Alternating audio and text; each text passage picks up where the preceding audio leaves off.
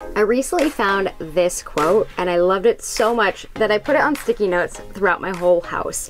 And it says, "Do not let what you can't control interfere with what you can control." And I see so many of you guys not finding success on social media because of this. You're focusing on things that are beyond your control and they make you feel like quitting social media. In this video, we're talking about 7 things that you can control with your social media so you can find success. Let's do this.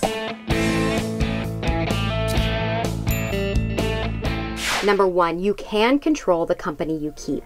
If you don't like the conversations you're seeing in your feed, don't let them affect your mood or your vibe or cause you to quit social media. Deleting your Facebook accounts will actually keep you from reaping the benefits that social media has on your acting career. You are in complete control of who you friend and who you follow. Jim Rohn said, "You are the average of the 5 people you spend the most time with." Well, on social media, you're the average of the people you're following and the people you're seeing in your feed. So if you don't like the conversations you're seeing in your feed, simply unfollow, mute, or block anyone who doesn't make you feel empowered, informed, inspired, or any account that just makes you feel like poop. Now, let's face it, we can't control the layout of Instagram or Facebook, but you can control where you spend your time on the platform. Social networks are smart. What's the first thing you see when you sign on? Usually the feed. Why? Because that's where they put most of their ads. But just because the feed pops up first doesn't mean you have to look at it. I intentionally run my social media, I'd say about 90% of it, from desktop, so from my computer. Why do I do this instead of using my phone? Because on desktop, I can intentionally choose what I want to see first when I sign on by using my bookmarks. Let me hop at my computer and show you what I have set up. Now, if you're a student in my Social Rockstar Challenge, then you know I show you how to set up your bookmarks. You can see right here, these are my social to-dos. And I actually have them in the order that I want to do them every single day. Now, I'm not just sending myself to Twitter. I'm not just sending myself to Facebook and to Instagram. I am sending myself to the page that I want to see first so I can be productive. So you'll notice on Twitter, I'm going right to my notifications, not the feed, and I'm going to my Twitter list. Lists can be a fantastic way on Twitter to really filter out unnecessary noise and see what you want to see. And you'll see Instagram here, I'm going right to my direct messages so I can go in, engage, and get out. Pretty cool, right? Now this saves me hours of time every week and it really blocks out any unnecessary noise. You are in total control of where you spend your time on the platforms. So make sure you set these bookmarks up if you are using a computer for your social media. Now on Facebook, we do have a feature that we can use to decide what we see first in our newsfeed. You can go to any page that you like and click on See First. What this does is it will ensure that this page will be at the top of your newsfeed every single time, regardless of the algorithm. So this See First feature, in addition to your bookmarks, will also help you filter what you want to see. Number 3, you control your schedule. If I had $1 for every time an actor said that social media is a waste of time, it's a rabbit hole, I would have a gazillion dollars.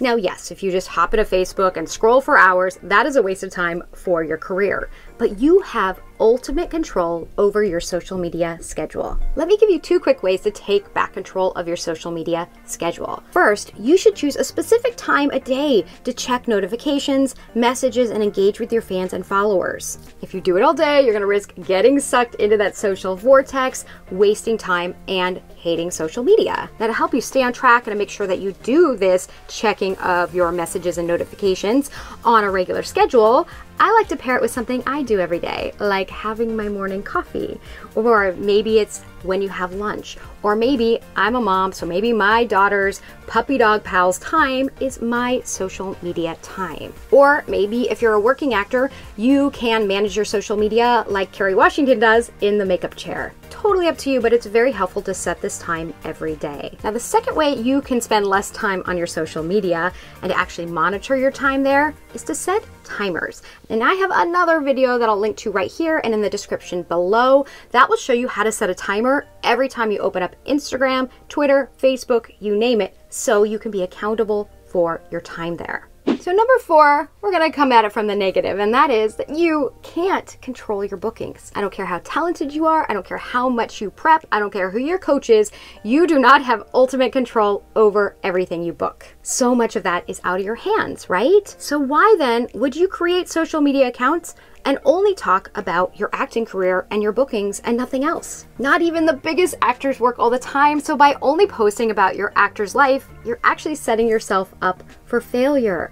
Because at some point you are going to run out of things to post. Or only post Flashback Fridays and Throwback Thursdays, which, let's face it, is gonna get a little old. And this is why so many of you are always saying, what do I post? Because you're basing your posting strategy exclusively on your bookings and your acting career. You need to give us a backstage pass into who you are as an actor and a human being.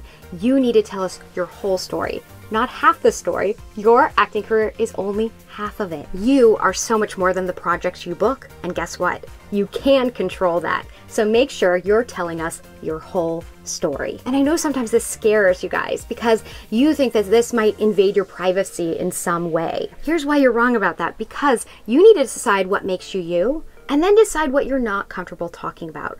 What's left is your online story. And guess what? You are in complete control of what that story is. No invasion of privacy, total control over the dialogue with your followers. And if you actually identify as an introvert, like I do, I have another video here, Social Media for Introverts, that will help you get through that as well.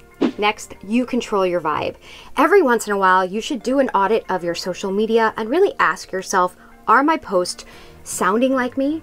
And do they show my best self? And do they clearly reflect my vibe? This is especially important if you like to hop on hot topic or controversial subjects all the time on social media. My mom was a first grade teacher for over 30 years, and every day after they would say the Pledge of Allegiance, she would have her kids say, what you put out comes back to you. With that motion, what you put out comes back to you.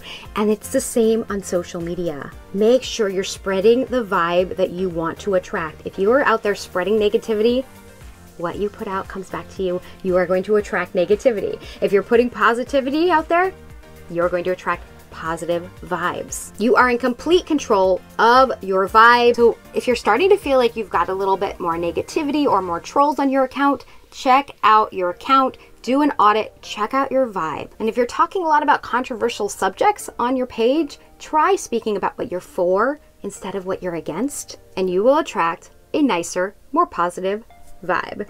Next, you can't control those unfollowers, but you can control your follower growth. I'm so tired hearing actors dwell on people that are following them and then unfollowing them that night or the next day. Guys, it happens, but instead of putting all your energy on these people who aren't going to stick around and be in your tribe, why not take your follower growth in your own hands and go find your tribe so you actually see results? So stop focusing on the unfollowers, which you can't control, and focus on something you can. And I'll make sure I put a link in the description to a free Instagram class for actors that will show you how to grow your tribe. And lastly, guys, you control your preparation. When we go grocery shopping, we make a list, right?